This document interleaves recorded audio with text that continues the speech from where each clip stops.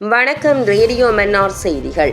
எரிவாயுவுக்கு பற்றாக்குறை, பிரதான நகரங்களில் காத்திருக்கும் மக்கள் மீண்டும் வரிசை யுகமா?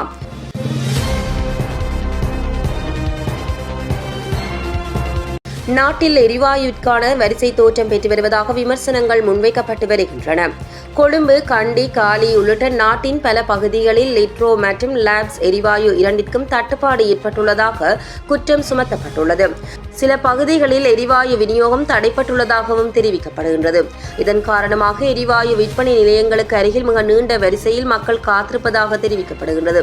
சந்தையில் தற்போது கிடைக்கும் எரிவாயுவின் அளவு மிக குறைந்த மட்டத்தில் இருப்பதாகவும், சில வர்த்தகர்கள் பற்றாக்குறையை பயன்படுத்தி நிர்ணயிக்கப்பட்ட விலையை விட அதிக விலைக்கு எரிவாயுவை விற்பனை செய்வதாகவும் மக்கள் குற்றம் சாட்டுகின்றனர்.